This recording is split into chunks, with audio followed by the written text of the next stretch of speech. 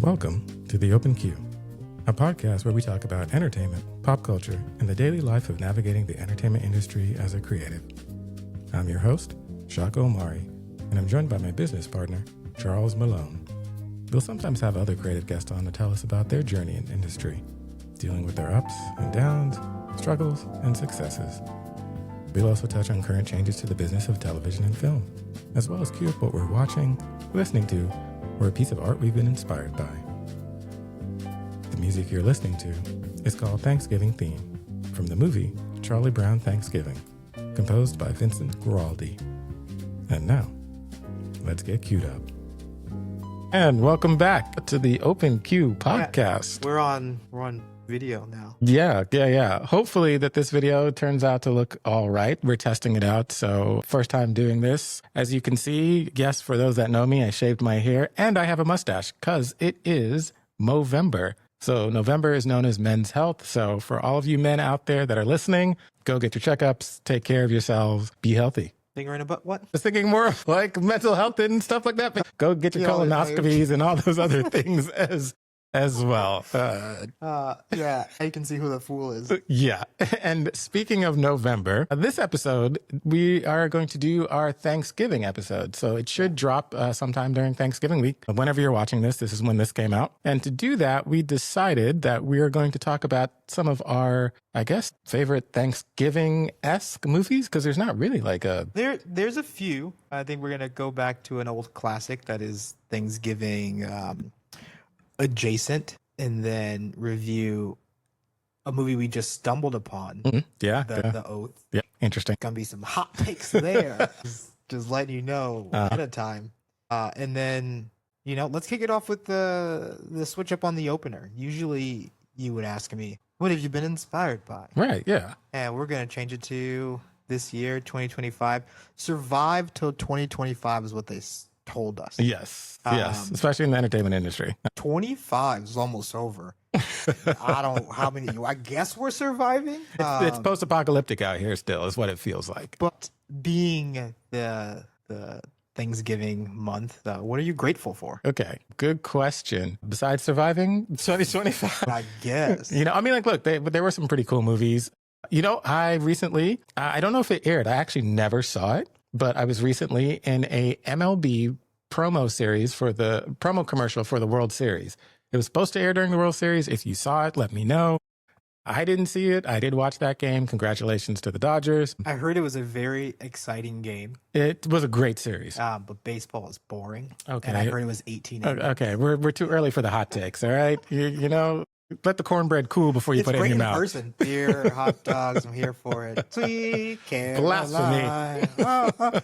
But besides that. But outside of that, for this year, I am grateful in the sense, I'm a little stressed, but grateful in the sense that I took a risk and took a leap of faith and quit my 9 to 5 to pursue this thing that we're working on.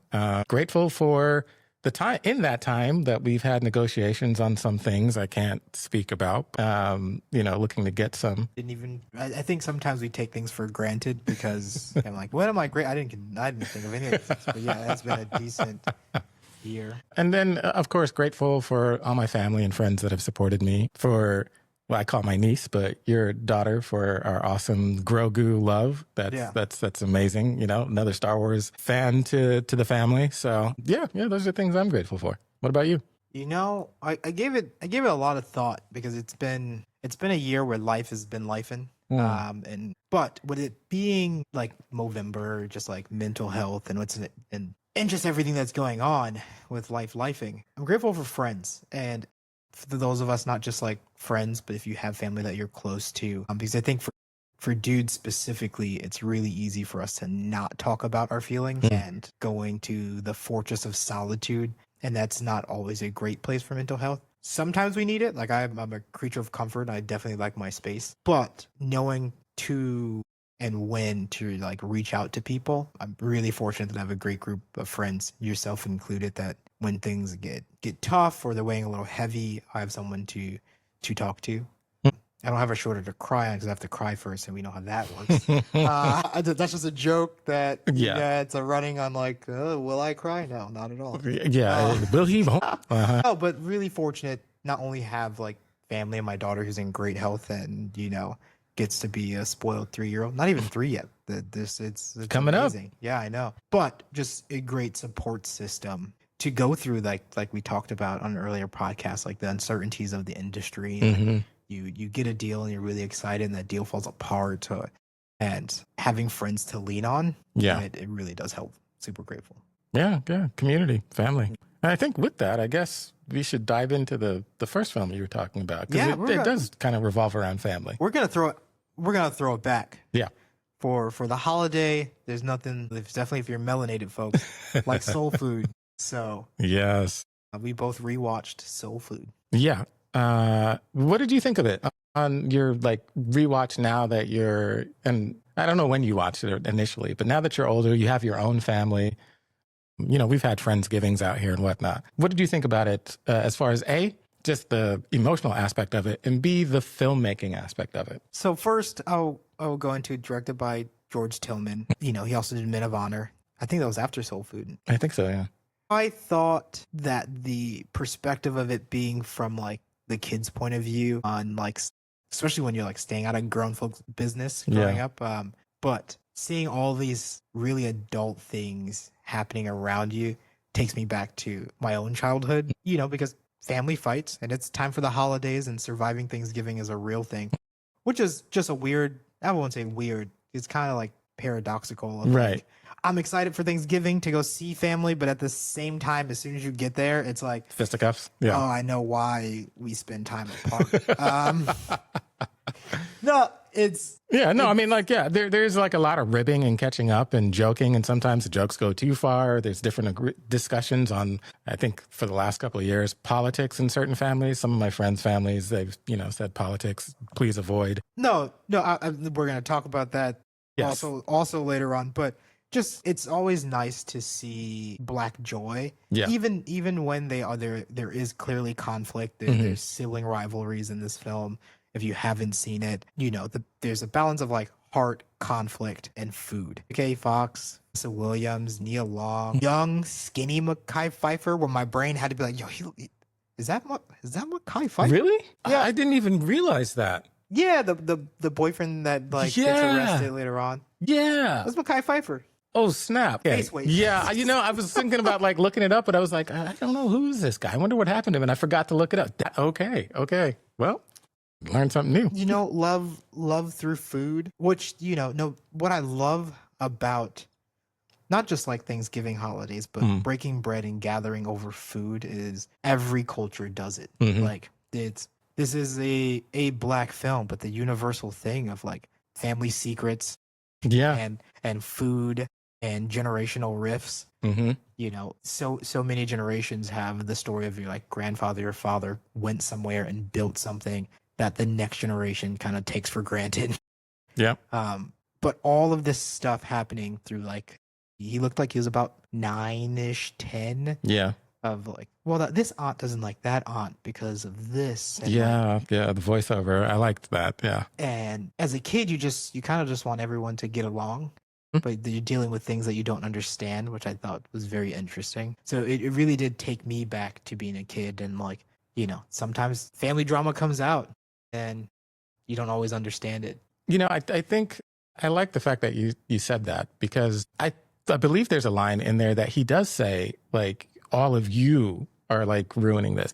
I guess we didn't even really give a synopsis on it for those that, maybe have not seen Soul Food. It's not a traditional, or I wouldn't say it's specifically a Thanksgiving movie as much as it just revolves around Sunday dinners. Yep. Which we're all heading into that one big dinner for the year for those who do celebrate Thanksgiving. But the plot of the film revolves around Big Mama's Sunday dinner that has been a 40-year tradition, and she has diabetes and high blood pressure and eventually passes away.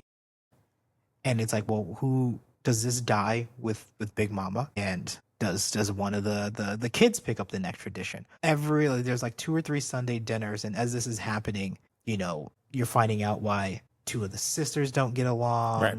I thought they did a great job juggling the amount of characters that they had, giving you backstories to each of them. Yeah, yeah, they really painted a good job of the family dynamic, and you could see like the different personalities in each sister, what socioeconomic status it is that they had, what people kind of how they relied and worked on, and I think that's what was really great. To your point about the family dinner, is it would bring, even though you're a family, there's so many, you're like a mosaic. There's different facets to each person. Each person, even though you grew up in the same house, you and I know as older brothers, has a different personality. You grew up to be so different.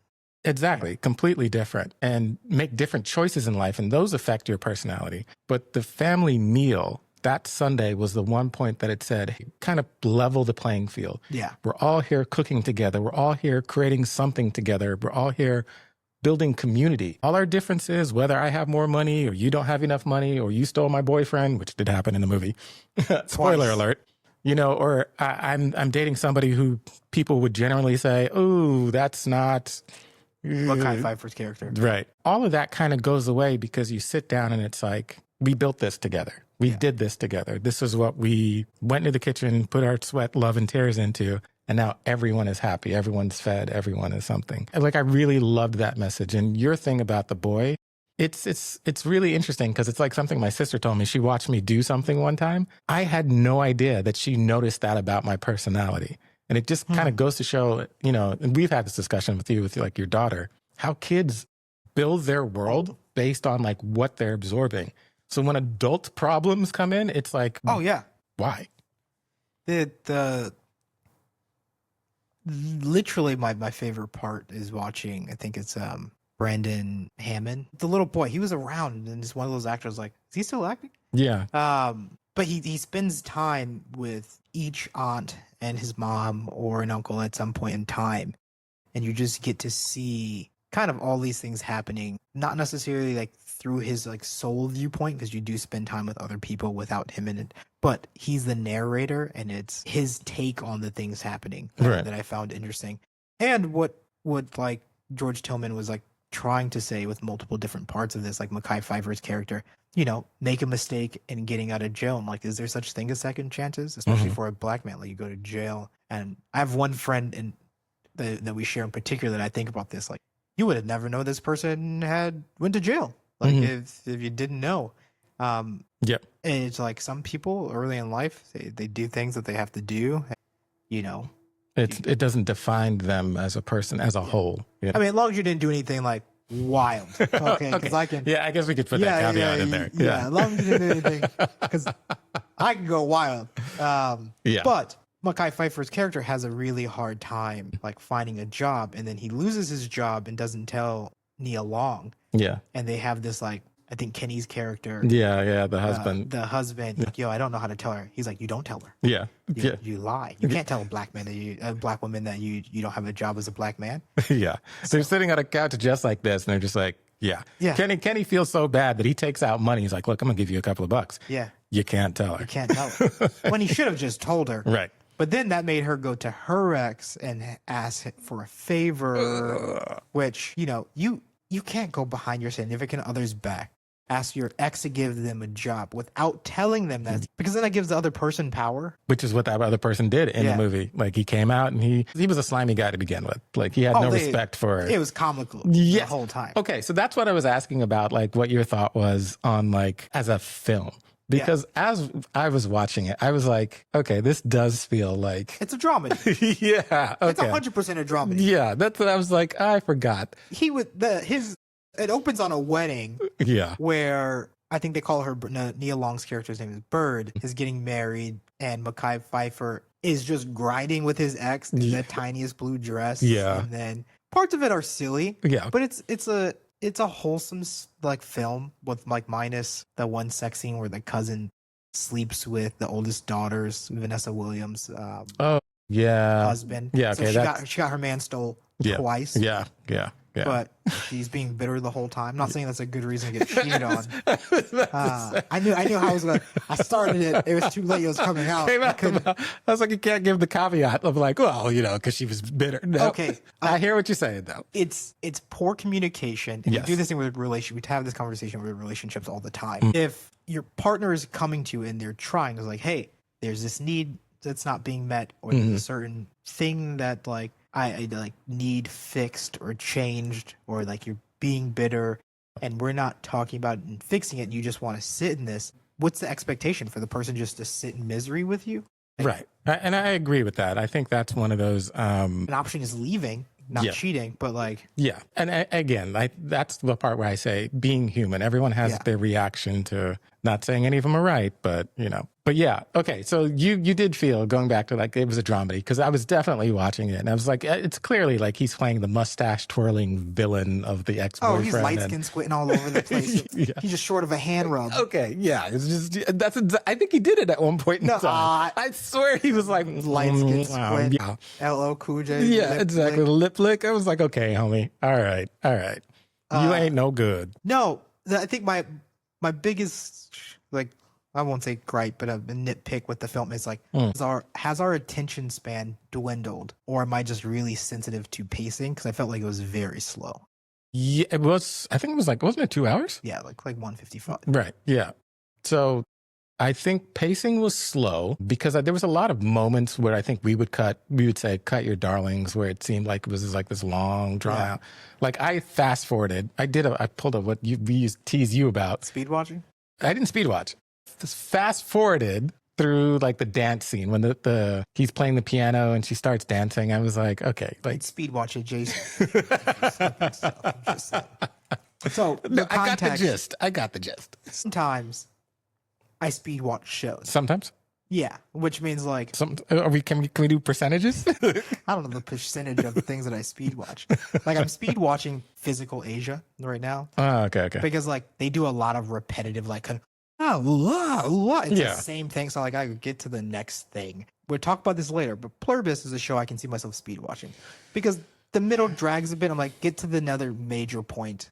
Like I'm interested enough just to find out what the thing is, but it's not really like captivating to hold me through. But we'll talk about that on another podcast. Yeah. And you will probably flame me for speed watching. Yeah. I'm not going to stop. Because there's many times that you sped watch and I'm like, oh yeah. And then, that moment, and you're like, what? Did that happen? I was like, did you watch it? Yay. It's like a show that I'm not like super invested in. I'm just like, we need a percentage. We need a percentage. Or if I like one specific character in a show that I don't care about, it's like, I just want to just care about this character.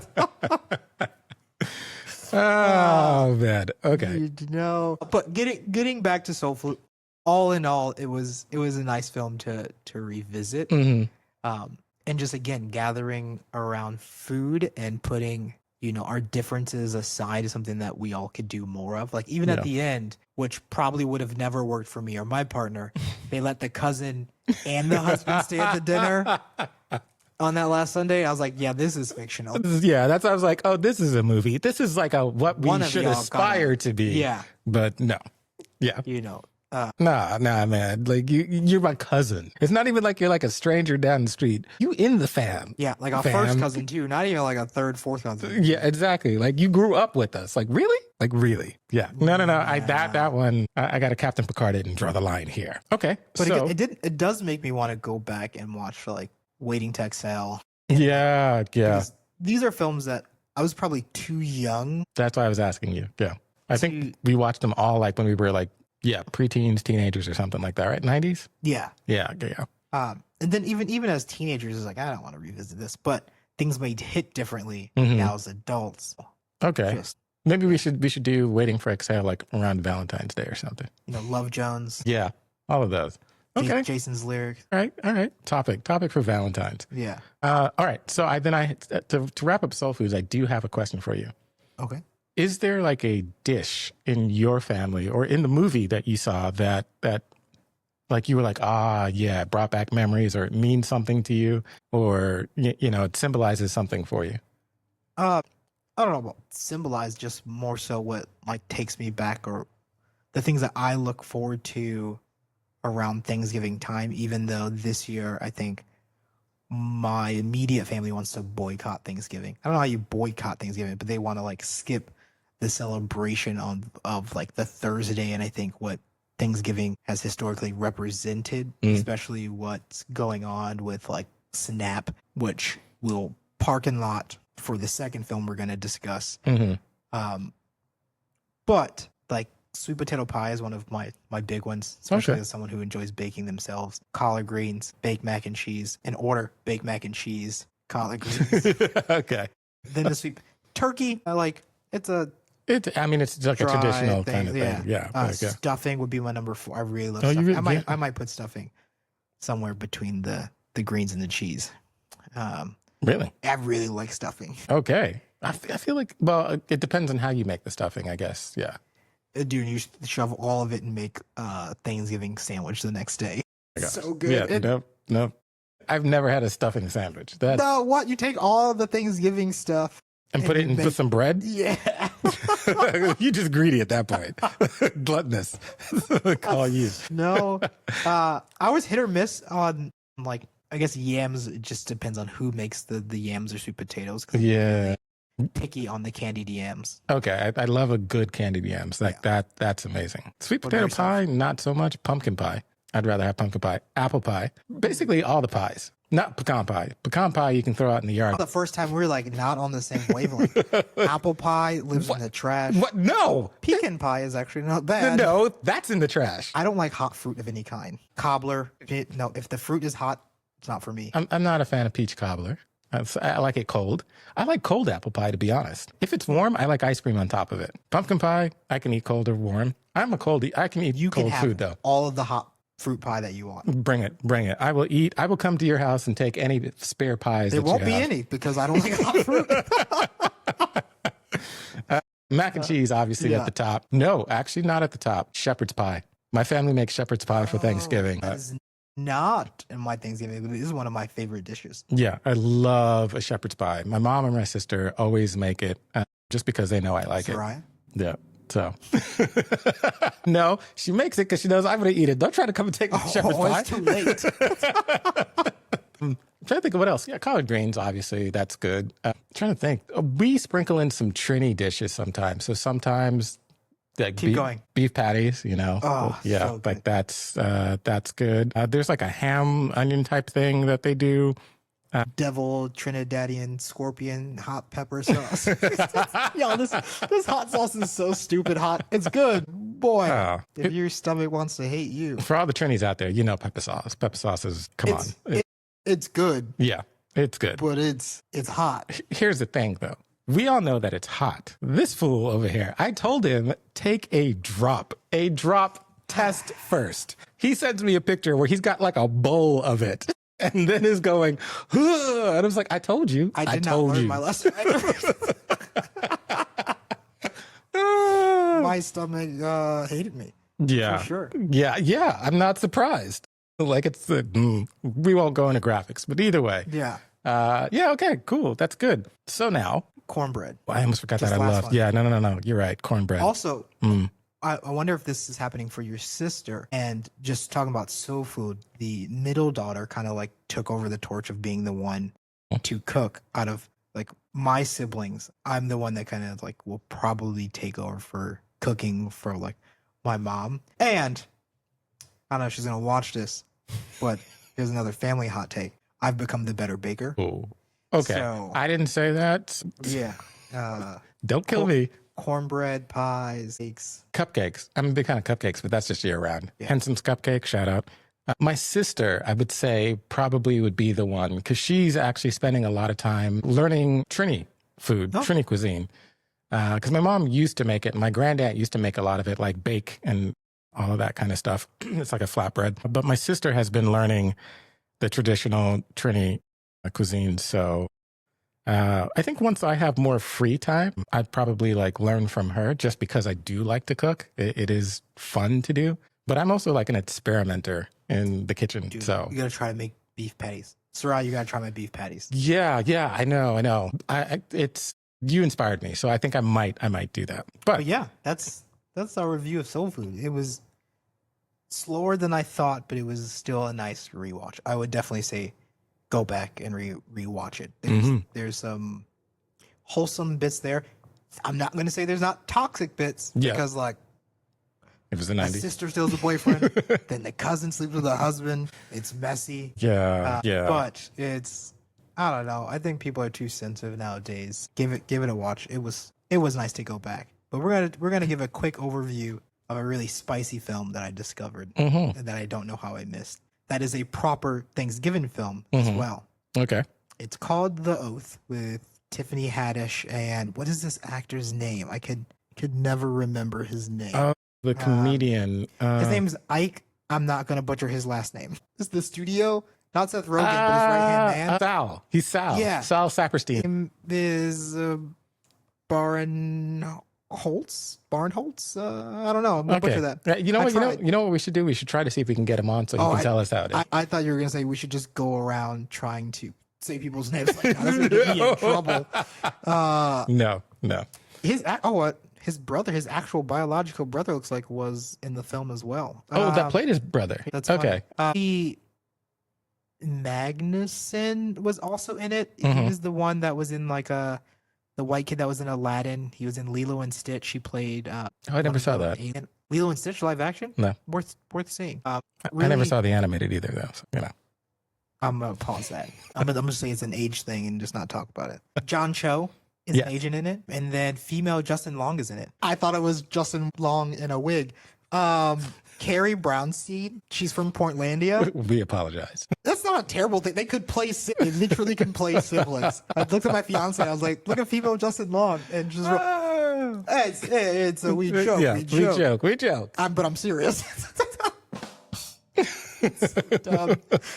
But yeah, the movie is a black comedy written in like 2018, right? This is like post Trump when it's directed by Ike. It's indie comedy. Essentially, he plays this like high strung, like real liberal news junkie who's like all doom and gloom, like doom scrolling. Yeah, doom scrolling, and like the government rolls out this loyalty oath to the president that everyone has to sign, but they have to sign it by Black Friday or else. Okay. And this would have been 2 years into the Trump. I'm wondering, like, the first Trump administration. Yeah. Did they rush make this film? It hits hard and like polarizing. I don't know where you land on the political scale, but like, you're either going to be offended or not offended. But this shit is wild because it's like a lot of stuff that's happening right now. I highly recommend everyone go and watch it, especially before the holidays, because one of the big things I felt really triggered and like triggered, not in the like the sense that everyone's saying like, I feel triggered, I'm so sensitive, but man, it hit me. It really resonated with me because like family's coming. He's already getting stressed preparing for like the fight of family. Right. Because him and his brother don't get along. Yeah. They have different like political views and just like, you're just kind of like walking on eggshells, waiting for a fight to happen sometimes with family. And I was like, I mean, my family knows my family. So like, we know what's up. Do you do that thing where it's like you have the argument before the argument even happens in your head? So you're already mad at the argument that you made up in your head? I won't say I'm mad, but I do. I was like, all right, well, these are the landmines I prepare for. Got it. And that's kind of the early part of this film. He's like preparing for like, oh, I know my brother probably signed the oath. But then in the background in the news, there's these protests that are happening and they're getting increasingly violent. And like there's something called the CPU, like the whatever protection unit, which is like ICE. Homeland. It's ICE. Got it. They're snatching people. One news clip is a senator getting arrested because he burned a copy of the oath. Okay. Yeah. Yep. And then come post Thanksgiving, he's the only one that hasn't signed the oath. So the CPU show up at the house essentially to arrest him. They won't leave. They don't have a warrant. They're like won't say if they're like really law enforcement or not. I won't ruin the whole thing because you haven't watched it. No, I actually did. I watched it this morning. I just wanted to hear what your thoughts were on it without us actually having a chance to discuss it. Dude, it's so close to fucking home. Yeah. Like snatching people. The fact that one of the CPU guys wasn't even a cop, he was a mall security guard. Spoiler alert. Go ahead, continue. I realized we forgot to say spoiler alert. Man, y'all, if you're watching this podcast, you know that you're walking into a spoiled zone. It may or may not happen. I try. Yeah. I'm going to have to put that in the intro. There will be spoilers. Dude, I just couldn't believe this film was made, and it's like, did they have a peek into the future? Because all this stuff is happening like right now. Yeah. The only thing I didn't like is I want to know who called the CPU on them, and they don't really tell. Right. So I watched it this morning, so I didn't do any research. You just remember you said, you watched it. And I was like, well, let me try to squeeze it in this morning before we recorded. And yeah, I didn't realize it was shot in this first term. I thought it was just recent. I didn't even look at the date that it came out. So to me, to your point, it felt like, did somebody just decide to shotgun this thing? Because to be fair, from like a film perspective, I didn't feel like the acting, it still felt like it was a lot of improv-y type stuff. Two things. Yeah. It's one thing I always think of you, and it comes back to that movie. Is it called like In Between? I know what you're talking about. Husband and wife. And you look at me and you go, the director just said do something. Because you can tell they're just improvising. Yeah. And there's one point where I think he's arguing with his brother, and he's like, you can't make me just say the thing. And like, oh, he doesn't know what he's improvising. Yeah. And there was one part where I thought, like, when Tiffany Haddish and him were arguing, that she might have forgotten her line. That's the part I'm thinking about. Yeah. That part. Yeah. It wasn't him arguing with his brother. Yeah. But she just keeps repeating what he said. Yeah.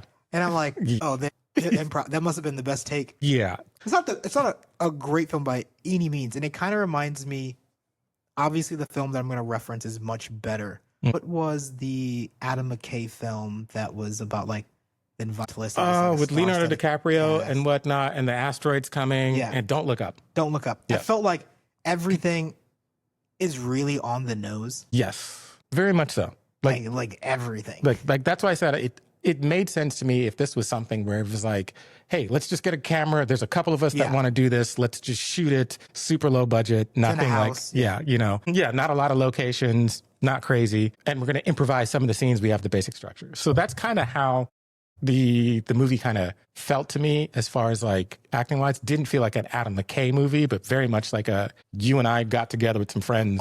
For sure. It wasn't the level of like Don't Look Up, but I think everyone was like, oh, Don't Look Up. Don't Look Up is amazing. And I was like, is it? And then people were like, well, you just don't really understand it. I was like, no, it was just really on the nose. And that's the same thing with this one. Yes. It's really on the nose. It's just funny because they wrote it in 2018. It feels more comedic than Don't Look Up. So like, because at a certain level, it almost got kind of like absurd with the whole. Oh, I love when Tiffany Haddish, shoot him. Do it. To be fair, as a parent, once someone says, I'm going to go after your kids. That honestly was like one of the realest moments where at a certain point, and I don't have kids, but I was like, oh yeah, no. You just made the choice. Like that, this didn't be going on this long. As long as he was thinking about it, we'd been like, tap, tap, nope, done. Like, I guess I got to do what I got to do, which I thought was really awesome when the father came out and said that, and that very like. Oh, I was going to say Tiffany Haddish. So as someone who is like the whole film, I guess to like the climax argument at dinner breaks out over them like signing the oath and not signing the oath. Tiffany Haddish's character comes out and she's like, I signed the oath. Do you hate me too? I signed it. Like I signed it to protect my daughter. That's what we have to do. And he's all upset. But that part I thought was also real. Because like when you have kids, it's, you want to fight this fight. It's not everybody's sword to fall on. Like I get it. Yes. Those are the moments in it, I think, that make it such a great film. Because while it's making kind of like an absurd joke, even though a lot of these things are happening in reality now, I think the stakes of I want to fight for this thing and I want to fight for my country in this way and the freedoms that it has. At the same time, I have kids. What can I actually do? What am I willing to risk? Which kind of goes to the movie that we every One Battle After Another, which I know we have a podcast coming out next. Yeah, to talk about that one. That it kind of goes to that thing of like, when do you draw the line for what you're willing to sacrifice for this freedom, I guess you could say. I mean, I think about that now. I have a kid, and like this country is in a really weird state right now. At any point, it feels like we might be in the Alex Garland movie Civil War. Happy Thanksgiving, y'all, by the way. Yeah, and it's like you're torn between like protecting your kid, and I have friends who are like, well, I'm just going to leave the country. And I'm like, well, I think my kid also should know that there's certain things that are worth fighting for. And so I'm kind of in between both characters in this film of like, I understand why she did it. At the same time, I don't think I would have signed it. Like, if you told me that tomorrow Trump put out an actual loyalty oath. No. Understandable. Yeah, I know I wouldn't, but I understand. I loved that dynamic in the movie. I understand why she felt 100%. she could, because I mean, like, you know, she's got a daughter in this world, and the fact that they show up at the house as well, and the way that the level of disrespect that they give her when she's like, "This is my house," and he comes out and says, "My house," and they don't realize that because they're an interracial couple in the movie. It's a joke they were trying to make. Yeah, like the Tommy Loren. Yeah, girlfriend. yeah, because that's what she reminds me of. Yes, 100%. It actually, the movie, if I sum this movie up, besides being like the air being sucked out of the room when your family shows up and you don't have like the best relationship with your family, is captured really well. Like his parents show up, he's like, "I'm just gonna go into the other room for a second." Or Tiffany Haddish in one scene makes up a reason for them to go into the other room just to give him a break, and you're like, yeah. Sometimes it's like that with family. It reminds me of post-election when we were still living together and you were on Facebook and you're like, I'm just gonna have to stop being friends with people. Yeah. No, I mean, like, that's tough because it's not like you don't like the person. Oh, for sure. It's to your point, like that dynamic where it's like, I care about you, but I can't believe you think in this way that shows you don't care about other people. And I don't understand how that doesn't compute. And then you have that fight and you have that. Yeah. And even the mom was trying to be like, no politics at the table, no politics at the table, which I did like in this movie because it showed that even he kind of got annoying. Like I kind of was on, for sure. You know, where I was like, bro, like calm down for a second. Like I'm understanding the world is burning around you and it sucks, but. I mean, I think we both know people like that. Like, just no one said they want to talk about this anymore. Relax. Right. Yeah. Like now is not the time. Every 5 minutes he's on the news, he's on this. I also do like the fact, though, that in the end, his brother does still stay and like side with him, you know? And so, yeah, I don't know. I thought it was fun. I wasn't expecting it. It's probably more fun than it actually is because it's clearly happening right now. Yeah, I think that's the problem. But yeah, I'm glad you got a chance to watch it because Jennifer said she was going to go to sleep. And I put it on, and she ended up watching the whole thing with me. We were like, when was this made? I was like, oh, it's still post-Trump, so that makes sense. But it's gotten worse since 2018, so it's hitting even harder. Yeah, it's almost like they watched the movie and decided to use that as their blueprint for the administration. I still need to watch Idiocracy, but that's something different. So it made me feel like it's in that. Idiocracy in itself probably isn't a great film, but when you realize how close we're getting to Idiocracy, we're like, so the running the country is just a popularity contest, and you don't need to know anything about foreign relations or the economy or how. Nope, you just. You know what it reminds me of when you say that, like popularity contest, and you don't need to know anything. It reminds me of like government now is like entertainment, where you don't need to go to acting class, you don't need to go to film school, you don't need to be an executive. You just get a bunch of your friends together and say, hey, we're going to do something. And that's kind of what it feels like. Like, it's just like, we're just going to get together and make a film. It's acceptable. I don't think. Oh, I agree. You need to go to film school. I agree. But what I'm saying is that cannot translate to when you're dealing with people's lives. No, it doesn't. I'm just defending the actors who don't go to acting class because. There's no reason to defend them. That is okay for you. I'm not an actor. Right. That is okay for you to do, to make some art, to make a piece of film. Yeah.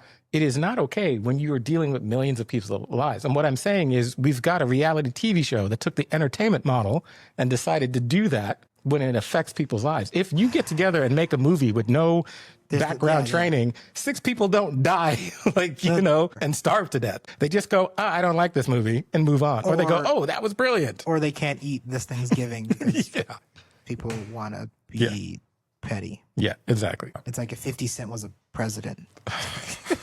Don't say that. Shots fired again, 50. Don't say 10 times.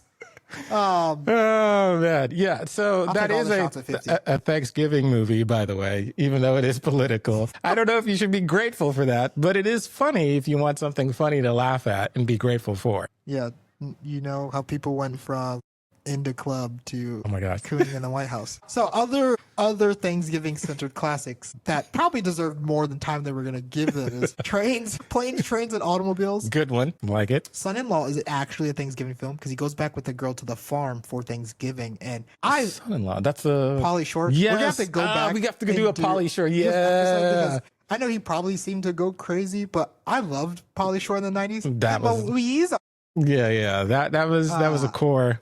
That's a core memory. Encino Man. Yeah. Biodome. Yeah. Just like Core childhood memories. You know, Charlie Brown's Thanksgiving. That's a classic. That is one that is year round, because I was really trying to find like what is a holiday movie that they put every year, kind of like, you know, like an Easter, they do like the 10 Commandments, or I think Sound of Music comes out in the wintertime, or like for a holiday movie. Charlie Brown is the only one I could think of. I found that is like every year it's on a network. Well, it's having Peanuts as a whole, since Apple has taken it over, has really boomed. Did not know Japan had a huge Peanuts thing. Like it's Snoopy? Yeah. And Woodstock? Yeah. Yeah, it's huge. I'm learning now that like my kids love Snoopy. There's not a lot of talking. Snoopy's the bomb. Yeah, and this cheap. Fighter pilot? That's what she calls Woodstock, because he just cheaps. Cheap.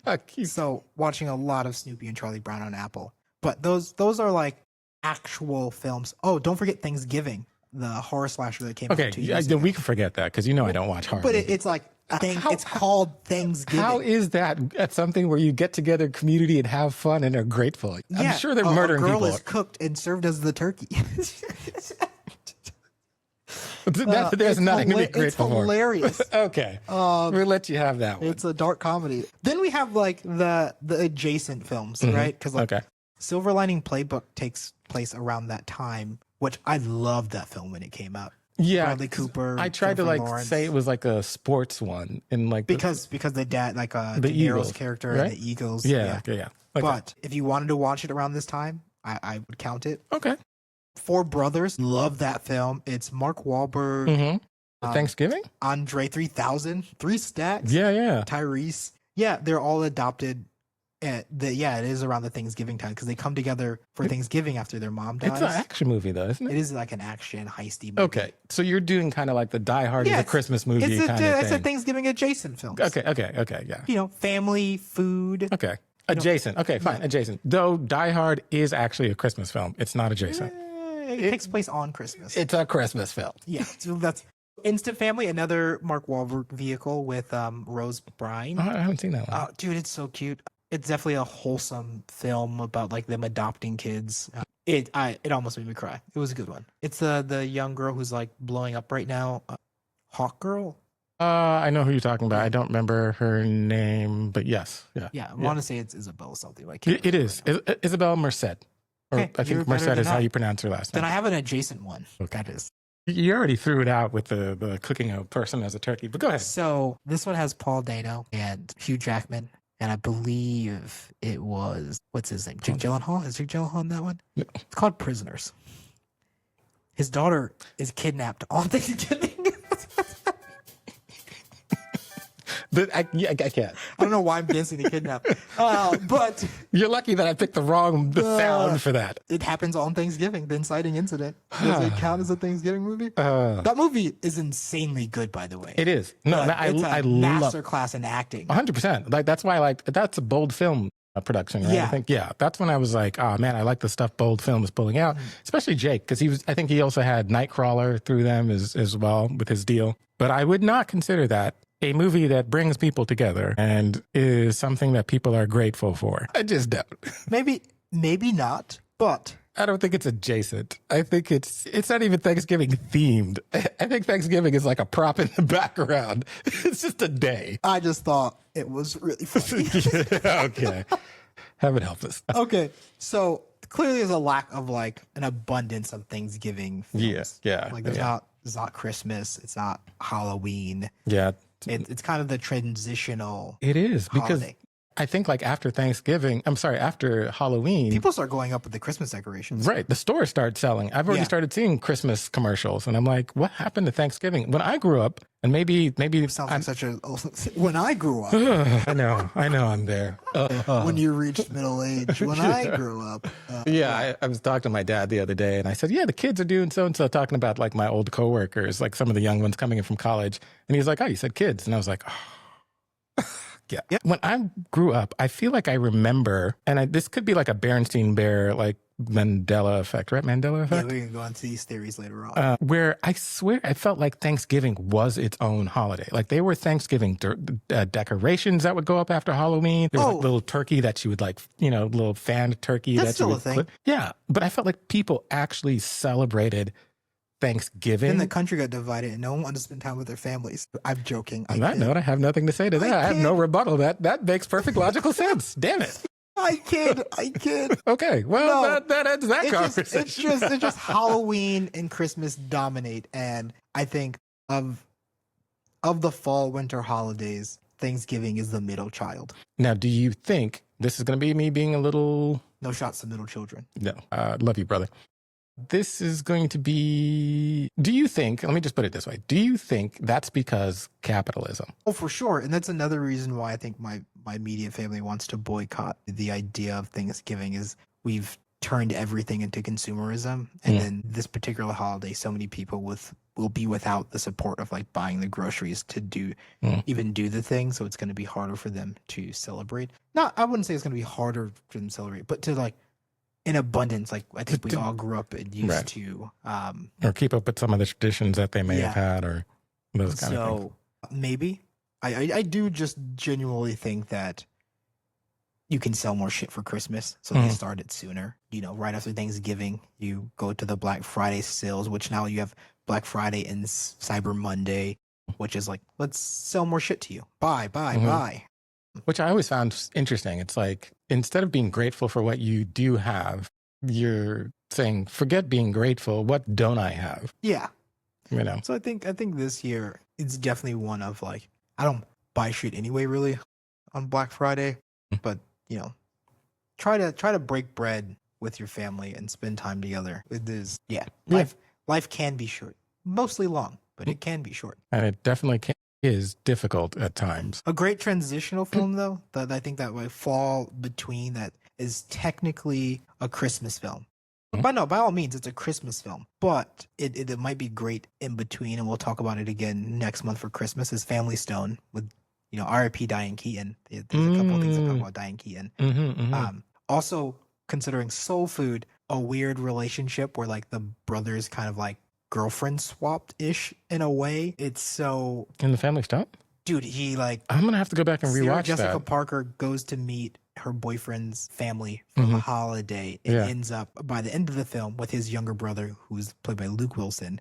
And then her boyfriend, who she went to go meet with, ends up with her sister. So they kind of, like, sibling swap.